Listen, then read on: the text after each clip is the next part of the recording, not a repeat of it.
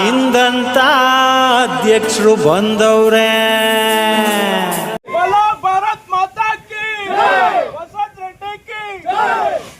ನಾನಂದ್ರೆ ವಿಶೇಷ, ನಾ ಇದ್ರೆ ಸಂತೋಷ, ನಾನ್ ಯಾರು ಗೊತ್ತಾಯ್ತಾ ಸ ಸ ಸ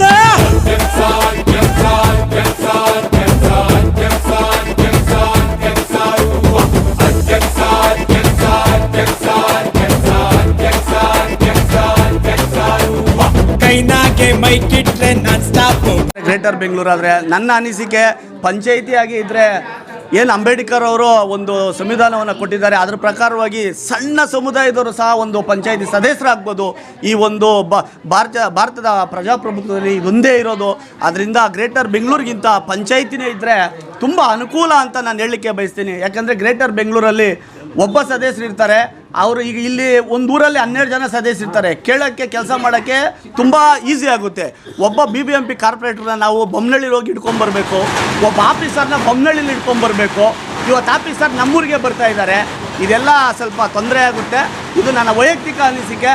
ಇದ್ದರೆ ಸ್ವಲ್ಪ ಸಣ್ಣ ಸಮುದಾಯದವರು ಸಹ ಒಬ್ಬ ಸದಸ್ಯರಾಗಿ ಅಧ್ಯಕ್ಷರಾಗಿರೋಂಥ ಉದಾಹರಣೆಗಳು ನೂರಾರಿದೆ. ಅದಕ್ಕೆಲ್ಲ ಒಂದು ರೀತಿ ಖುಷಿ ಆಗುತ್ತೆ. ಅದರಿಂದ ನನ್ನ ಅನಿಸಿಕೆ ಪಂಚಾಯಿತಿಯಾಗಿ ಮುಂದುವರೆದ್ರೆ ತುಂಬ ಒಳ್ಳೆಯದು ಅಂತ. ಆದರೆ BJP ಡಬಲ್ ಸ್ಟ್ಯಾಂಡರ್ಡು. ಒಂದು ಕಡೆ ಏನು ಗ್ರೇಟರ್ ಬೆಂಗಳೂರಿನ ನಿಮ್ಮ ನಾಯಕರುಗಳೇ ಸ್ವಾಗತ ಮಾಡ್ತಾರೆ, ನೀವುಗಳು ವಿರೋಧ ಮಾಡ್ತೀರಾ, ಯಾಕೆ ಡಬಲ್ ಸ್ಟ್ಯಾಂಡರ್ಡ್? ನಾನು ವಿರೋಧ ಮಾಡ್ತಾ ಇಲ್ಲ, ಆದರೆ ಒಳ್ಳೆಯದು ಅಂತ ಹೇಳ್ತಾ ಇದ್ದೀನಿ. ಸರ್ಕಾರ ನಿರ್ಣಯಕ್ಕೆ ನಾವೆಲ್ಲರೂ ತಲೆಬಾಗಬೇಕಾಗುತ್ತೆ. ಯಾಕಂದರೆ ಸರ್ಕಾರ ಏನು ನಿರ್ಣಯ ತೆಗೆದುಕೊಳ್ಳುತ್ತೆ ಅದಕ್ಕೆ ಪಂಚಾಯಿತಿ ಸಹ ಬದ್ಧವಾಗಿರುತ್ತೆ. ಆ ನಿಟ್ಟಿನಲ್ಲಿ ಸರ್ಕಾರ ಏನೇ ತಗೊಳ್ಳಿ, ಇದು ನನ್ನ ವೈಯಕ್ತಿಕ ಅಭಿಪ್ರಾಯ ನಾನು ಹೇಳ್ತಾ ಇದ್ದೀನಿ. ಯಾಕಂದರೆ ಸಣ್ಣ ಪುಟ್ಟ ಸಮುದಾಯಕ್ಕೂ ಒಂದು ಅವಕಾಶ ಸಿಗುವಂಥ ಒಂದು ಏನಾದರೂ ಇದ್ದರೆ ಅದು ಪಂಚಾಯಿತಿಗಳಿಂದ ಮಾತ್ರ ಸಾಧ್ಯ. ನೀವು ಪತ್ರಕರ್ತರೆಲ್ಲ ನೋಡಿದ್ದೀರಾ, ಸಣ್ಣ ಸಮುದಾಯದ ಅಧ್ಯಕ್ಷರುಗಳಾಗಿದ್ದಾರೆ, BBMP ಕಾರ್ಪೊರೇಟರ್ಗಳಾಗಿದ್ದಾರೆ. ಬಟ್ ಎಲ್ಲರಿಗೂ ಅವಕಾಶ ಸಿಗಲ್ಲ. ಪಂಚಾಯಿತಿಲಿ 12ರಿಂದ 20 ಜನ 25 ಜನ ಮೆಂಬರ್ಸ್ ಆಗ್ಬೋದು. ಕಾರ್ಪೊರೇಟರ್ ಆದರೆ ಒಂದೇ ಮೆಂಬರ್ 25,000. ಇದನ್ನೇ ಗಟ್ಟಿಯಾಗಿ ಹೇಳ್ಬೋದಲ್ವಾ, ಎಲ್ಲ ಕಡೆನೂ ಹೇಳ್ಬೋದು. ಮತ್ತೆ ಏನಂತಂದ್ರೆ ಇದು ಬೆಂಗಳೂರು ಹೊರವಲಯದಲ್ಲಿ ಇರ್ತಕ್ಕಂಥದ್ದು, ಗಡಿ ಭಾಗದಲ್ಲಿ ಇರ್ತಕ್ಕಂಥದ್ದು, ಅದರ ಅವಶ್ಯಕತೆ ನಮಗಿಲ್ಲ ಅಂತಾನೆ ಹೇಳ್ಬೋದಲ್ಲ ಸರ್. ನಾವು ನಮ್ಮ ಭಾಗದಲ್ಲಿ ಮೀಟಿಂಗ್ ಮಾಡಿದಾಗ ನಾವು ಘಂಟಾಘೋಷವಾಗಿ ಸುಮಾರು 12ರಿಂದ 13 ಪಂಚಾಯಿತಿಯವರು ಹೇಳಿದ್ದೀವಿ ನಮಗೆ ಪಂಚಾಯಿತಿನ ಇರಲಿ ಅಂತೇಳಿ ನಾವು ಹೇಳಿದ್ದೀವಿ ಆಲ್ರೆಡಿ. ನಮ್ಮ ಹೈಕಮಾಂಡ್ಗೆ ನಮ್ಮನ್ನು ಕರೆದು ಮೀಟಿಂಗ್ ಮಾಡಿದಾಗ ನಮ್ಮದ ಒಂದು ಪಕ್ಷದ ಸಭೆಗಳಲ್ಲಿ ನಾವು ಯಾರಿಗೆ ಮನವರಿಕೆ ಮಾಡಬೇಕು ಅವ್ರಿಗೆಲ್ಲ ಮನವರಿಕೆ ಮಾಡಿಕೊಟ್ಟಿದ್ದೀವಿ ಸರ್. ಸರ್, ಇಲ್ಲಿನ ಸವಾಲುಗಳು ಹೇಗೆ ಸ್ವೀಕರಿಸ್ತೀರಾ ಮತ್ತು ಅವುಗಳನ್ನ ಹೇಗೆ ನಿಭಾಯಿಸ್ತೀರಾ? ಸರ್, ಇಲ್ಲಿ ಸವಾಲುಗಳು ತುಂಬಾ ಇದೆ. ಆದರೆ ಅದೇ ರೀತಿಯಾಗಿ ಹಿಂದೆ ಬಂದಂಥವರೆಲ್ಲ ಕೆಲಸಗಳು ಮಾಡ್ಕೊಂಬಂದಿದ್ದಾರೆ. ಅವ್ರು ಕೊಟ್ಟ ದಾರಿನಲ್ಲಿ ನಾವು ಹೋಗ್ತಾ ಇದ್ದೀವಿ ಸರ್. ಅದರಲ್ಲಿ ಏನು ವ್ಯತ್ಯಾಸ ಇಲ್ಲ. ನಾವೇನೋ ಹೊಸದಾಗಿ ಏನೋ ಮಾಡ್ತೀವಿ ಅನ್ನೋ ಬದಲು ಜನರಿಗೆ ಒಳ್ಳೆಯದನ್ನು ಸಣ್ಣ ಪುಟ್ಟದಾಗಾದರೂ ಮಾಡಬೇಕು ಅನ್ನೋದು ನನ್ನ ಇಚ್ಛೆ ಸರ್. ಕೈನಾಗೆ ಮೈಕಿಟ್ರೆ ನಾನ್ ಸ್ಟಾಪ್ ಭಾಷಣ, ಸೆಂಟ್ರಾಗೆ ಸೀಟ್ ಕೊಟ್ರೆ ಸ್ಟೇಜ್ಗೊಂದು ಭೂಷಣ. ನಾನೆದ್ದು ನಿಂತಾಗ ಸಿಕ್ಕಾಪಟ್ಟೆ ಕ್ರೇಜು, ಚಪ್ಪಾಳೆ ತಟ್ಟೋರ್ಗೆ ಆಮೇಲಿದೆ ಫೀಸು. ನಾನಂದ್ರೆ ವಿಶೇಷ, ನಾ ಇದ್ರೆ ಸಂತೋಷ, ನಾನ್ ಯಾರು ಗೊತ್ತಾಯ್ತಾ ಸ ಸ ಸ ಸ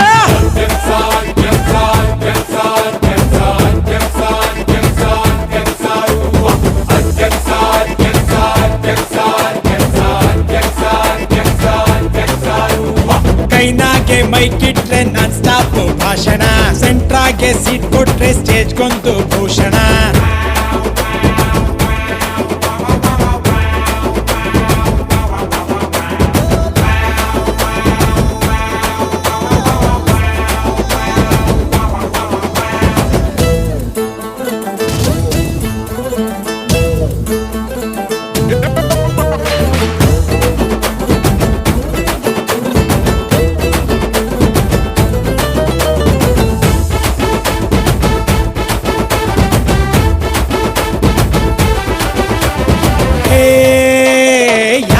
ಯಾರೋ ಗುದ್ದಾಡಿದ್ರು, ರಾಜಿಗಾಗಿ ನನ್ನ ಹತ್ರ ಬರ್ಬೇಕಪ್ಪ.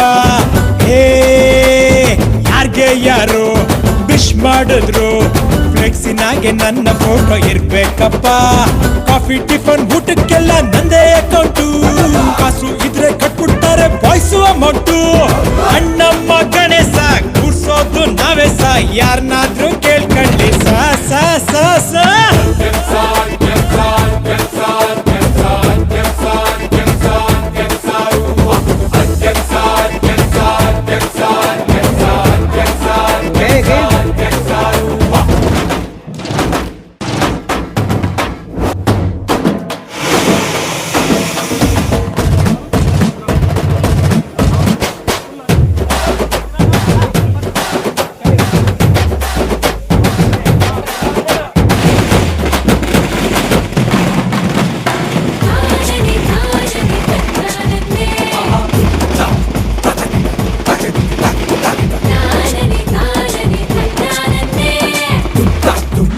ಇದು ನನ್ನ ಮೇಲೆ ನಂಬಿಕೆ ಇಟ್ಟು ವಿಶ್ವಾಸವನ್ನು ಇಟ್ಟು ಕೊಳ್ಳೂರಿನ 22 ಸದಸ್ಯರು ಹಾಗೂ ನನ್ನೆಲ್ಲ ಇನ್ಕಮಿಸ್ರು ಎಲ್ಲರೂ ಸಹಕಾರವನ್ನು ಕೊಟ್ಟು ಅವಿರೋಧವಾಗಿ ಆಯ್ಕೆ ಮಾಡಿದ್ದಾರೆ. ಆ ಒಂದು ಏನು ನಮಗೆ ಅಭ್ಯರ್ಥಿಯನ್ನಾಗಿ ಇವತ್ತು ಉಪಾಧ್ಯಕ್ಷ ಸ್ಥಾನಕ್ಕೆ ಕುಳಿಸಿದ್ದಾರೆ. ಆ ಒಂದು ಹುದ್ದೆಗೆ ನಾನು ಚ್ಯುತಿ ಬರೆದಾಗೆ ಎಲ್ಲ ರೀತಿಯಲ್ಲೂ ಕೆಲಸ ಕಾರ್ಯಗಳನ್ನು ನಿರ್ವಹಿಸ್ತೇನೆ. ಶ್ರದ್ಧಾಪೂರ್ವಕವಾಗಿ ಕೆಲಸವನ್ನು ಮಾಡ್ತೀನಿ. ಭೇದ ಭಾವ ಇಲ್ಲದ ಕೆಲಸ ಮಾಡ್ತೀನಿ. ನನ್ನ ಕೈಯಲ್ಲಿ ಆಗಿದ್ದ ಮಟ್ಟಿಗೆ 3 ತಿಂಗಳು 4 ತಿಂಗಳು ಅಧಿಕಾರ ಇದೆ. ಆ 4 ತಿಂಗಳೊಳಗಡೆ ಕೆಲವೆಲ್ಲ ಸಾಧನೆಗಳನ್ನು ಮಾಡಿ ಒಂದು ನನ್ನ ಅಧಿಕಾರಿ ಅವಧಿಗೆ ಅಂತ್ಯವನ್ನು ಆಡಲಿಕ್ಕೆ ನಾನು ಬಯಸ್ತೇನೆ.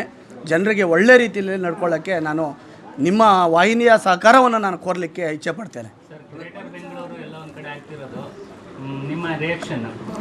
ಸರ್ ಆದರೆ ನಮ್ಮಂಥ ಸರ್ ನಾವು ಯಾರೋ ಒಬ್ಬರೋ ಇಬ್ಬರು ಎಲೆಕ್ಷನ್ ನಿಲ್ತಾರೆ ಗ್ರೇಟರ್ ಬೆಂಗಳೂರು. ಆದರೆ ನನ್ನ ಅನಿಸಿಕೆ ಪಂಚಾಯಿತಿಯಾಗಿ ಇದ್ದರೆ ಏನು ಅಂಬೇಡ್ಕರ್ ಅವರು ಒಂದು ಸಂವಿಧಾನವನ್ನು ಕೊಟ್ಟಿದ್ದಾರೆ, ಅದರ ಪ್ರಕಾರವಾಗಿ ಸಣ್ಣ ಸಮುದಾಯದವರು ಸಹ ಒಂದು ಪಂಚಾಯಿತಿ ಸದಸ್ಯರಾಗ್ಬೋದು.